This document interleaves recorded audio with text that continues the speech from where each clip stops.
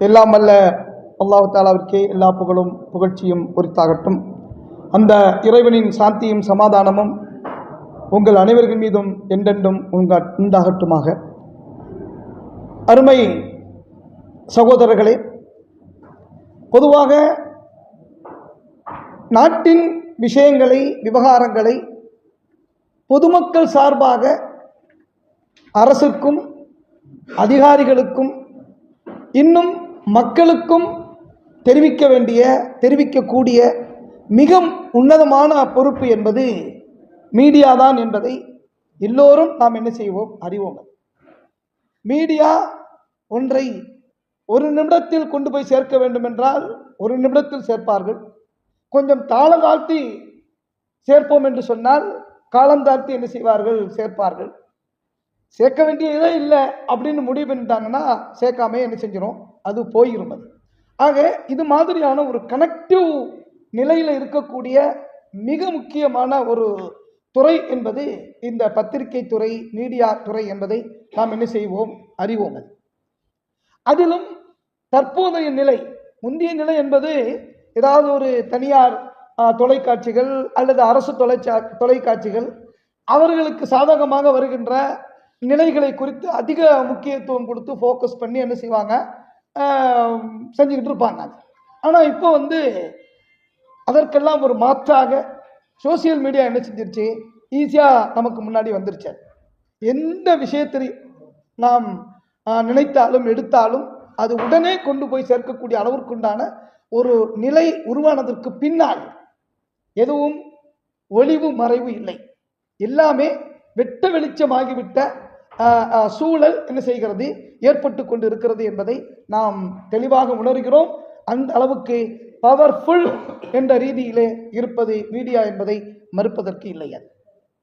ஆக இந்த நிலையில துரதிருஷ்டவசமாக என்ன ஆயிருதுன்னு சொல்லிட்டு சொன்னா, தீமைகளுக்கு எதிராக குரல் கொடுத்தல் என்பது ஒரு சில விஷயங்களுக்குள் சுருங்கி விடுகிறது. ஒரு சமூகத்திற்குள், அதாவது ஜாதிக்குள் சுருங்கி விடுகிறது, மதத்திற்குள் சுருங்கி விடுகிறது, கட்சிக்குள் சுருங்கி விடுகிறது, துறைகளுக்குள் சுருங்கி விடுகிறது. இப்படித்தான் என்ன செய்யறது, அந்த எதிர்ப்பு குரல் அப்படித்தான் வருகிறது. தன் மதத்திற்கு, தன் கட்சிக்கு அல்லது தன் ஜாதிக்கு சாதகமானதாக இருக்கிறதா சில விஷயங்கள், அல்லது பாதகமானதாக இருக்கிறதா சில விஷயங்கள் என்ற நிலையில் பார்க்கப்பட்டு அது பிரபல்யப்படுத்தப்படக்கூடிய அளவிற்குண்டான ஒரு நிலை என்பது உருவாகி இருக்கிறது என்பதை நம்ம பார்க்கிறோம். ஆனால் பொது சமூகத்திற்காக பேச வேண்டிய குரல்கள் குறைந்து விட்டது. பொது சமூகத்திற்காக வேண்டி கேட்க வேண்டிய குரல்கள் அது குறைந்து விட்டது. பொது சமூகத்தினுடைய தேவைகள் சம்பந்தமான விஷயங்கள் குறித்து உண்டான விவகாரங்கள் பேசுவதற்கு குறைந்து விட்டது. அதற்கு என்ன செய்வதில்லை, ஒன்று சேர்வதில்லை, ஒன்று சேர்ந்து குரல் கொடுப்பதும் இல்லையா. ஆகவே ஜமாத் இஸ்லாமியை பொறுத்த வரைக்கும் அது இந்த சார்பு நிலை என்ற நிலை இல்லாமல் பொது சமூகத்திற்காக வேண்டி மட்டுமே தான் அது என்ன செய்கிறது, பேசுகிறது. அனைத்து மக்களுக்காக வேண்டியும் என்ன செய்கிறது, பேசுகிறது.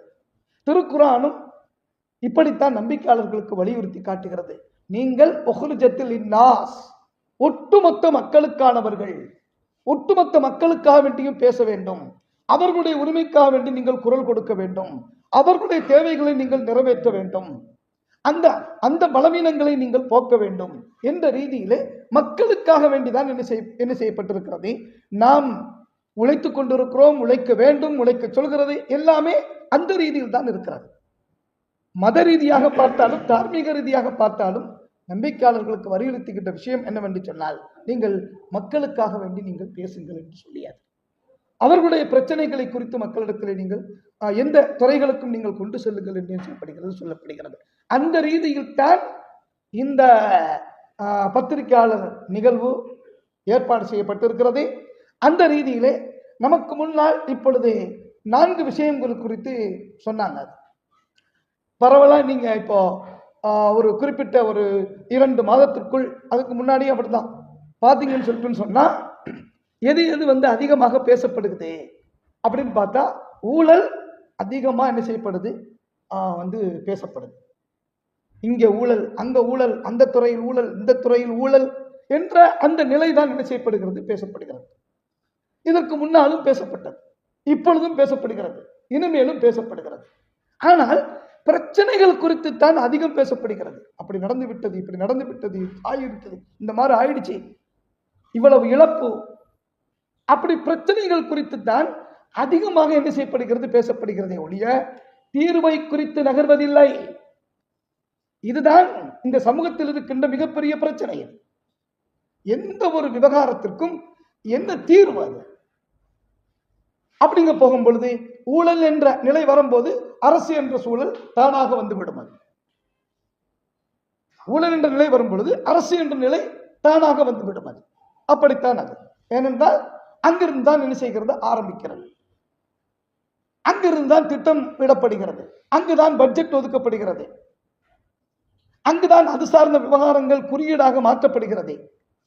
அப்ப என்ன ஆயிருச்சு, அங்கிருந்து அது உருவாக போகும் பொழுது அது கடைநிலை ஊழியர் வரைக்கும் அது வியாபித்து இருக்கின்ற ஒரு நிலைக்கு வந்து விடுகிறது. ஒருத்தர் ஒரு வேலையாள் என்பவர் தனக்கு மேலுள்ளவர்களுக்கு பதில் சொல்ல வேண்டும் என்ற அச்சம் இருந்தால் அதை குறித்து அவர் யோசிப்பார்.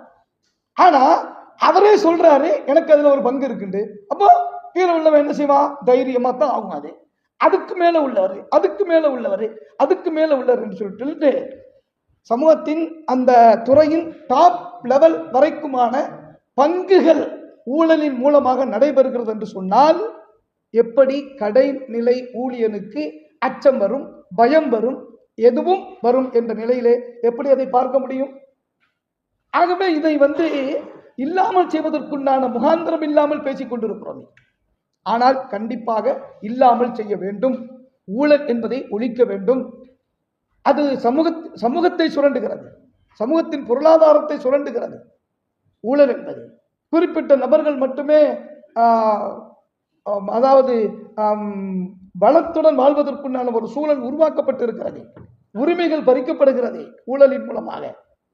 ஆக இதை நாம் அரசோட, அரசாங்கத்தோட, போலீஸோட நிப்பாட்டிடக்கூடாது. இது சமூக புரட்சியாக மாற வேண்டும்.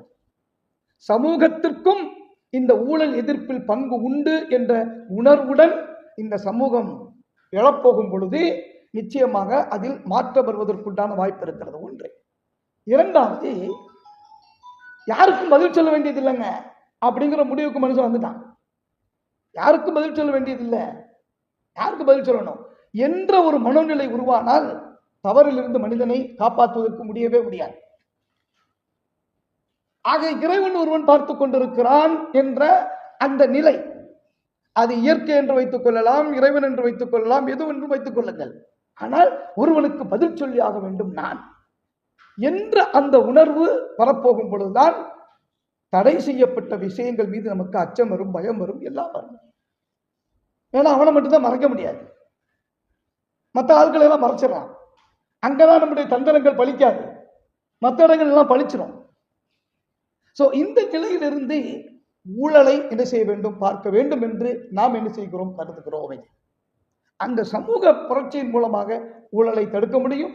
இறைவன் பார்த்து கொண்டிருக்கிறான் என்ற அந்த அக்கௌண்டபிலிட்டி இருக்குல்ல, அந்த அவனுக்கு நான் பதில் சொல்ல வேண்டும் என்ற அந்த உணர்வு, இதன் மூலமாக ஒரு தனி நபரினுடைய இந்த ஒழுக்கக்கேடை சீர்கட்டை என்ன செய்ய முடியும், நாம் சீர்படுத்த முடியும். இந்த விவகாரம் என்பது எல்லோராலும் கொண்டு போய் சேர்க்கப்பட வேண்டிய விஷயம். இது ஊழலின் அடிப்படையிலான அம்சம்.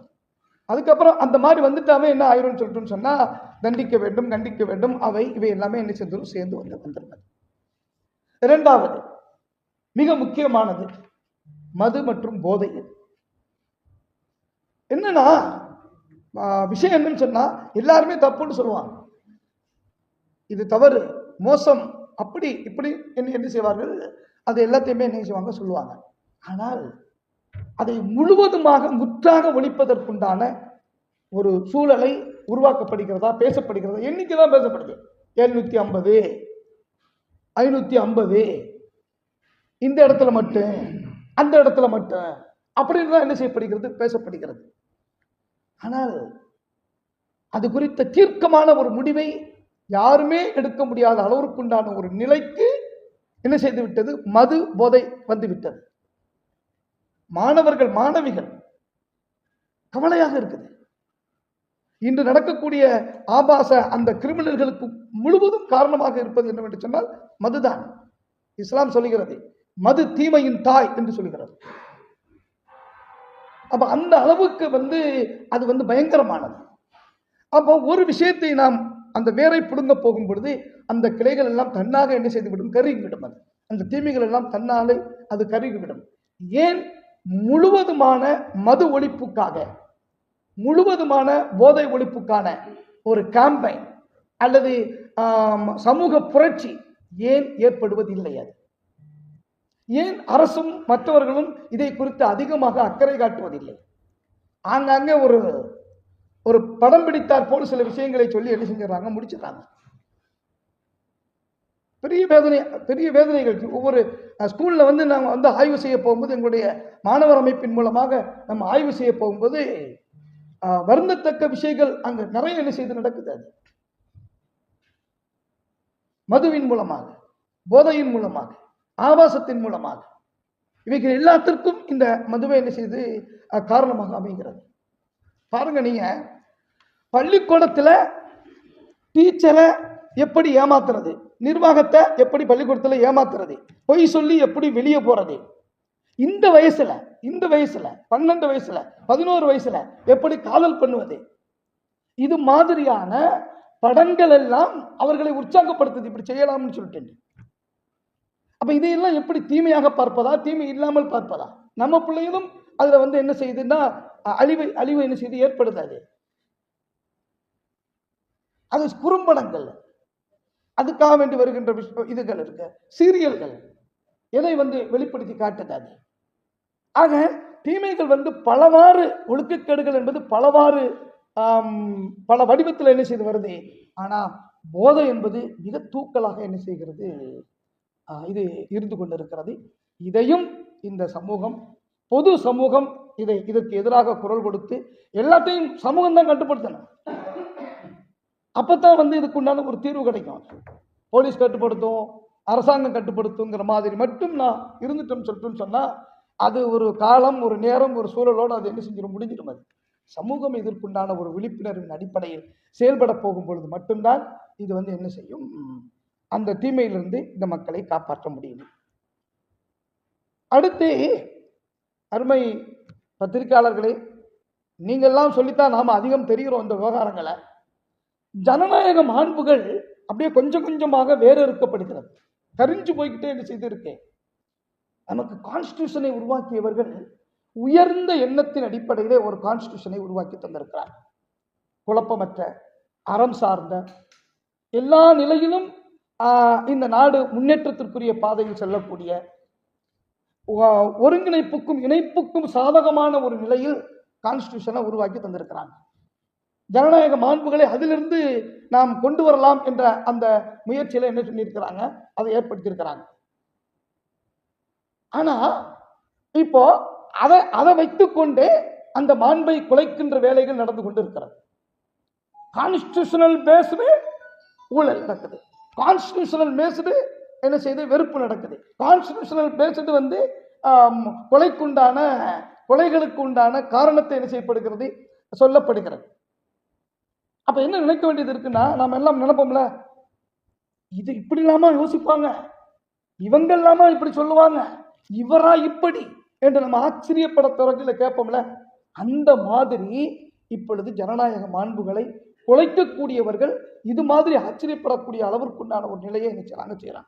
அப்படி மாண்புகள் குலைக்கப்பட போகும்போது ஒன்றும் தெரிய மாட்டேங்குது. ஆனா அது முடிஞ்சதுக்கு பின்னால் தான் தெரியுது எப்படி அந்த மாண்புகள் எல்லாம் குலைக்கப்படுகிறது என்பதை நாம் என்ன செய்ய முடியுது, அங்க பார்க்க முடிகிறது. நிறைய விஷயங்களை நாம் என்ன செய்யலாம், நாம கொண்டுட்டு போகலாமே. ஆக அந்த அடிப்படையில் இதையும் நாம் என்ன செய்ய வேண்டியது இருக்கிறது, பேச வேண்டியது இருக்கிறது. ஜமாத் இஸ்லாமியை பொறுத்த வரைக்கும் பொது விவகாரங்கள் சார்ந்த விஷயங்களை அதிகமாக பேசினார். ஆனால் மதம் சார்ந்த, மார்க்கம் சார்ந்த விஷயங்கள் எந்த அடிப்படை விவகாரங்களாக இருந்தாலும் அவர்களுக்கு ஆதரவாகவும் என்ன செய்யும், பேசுவது.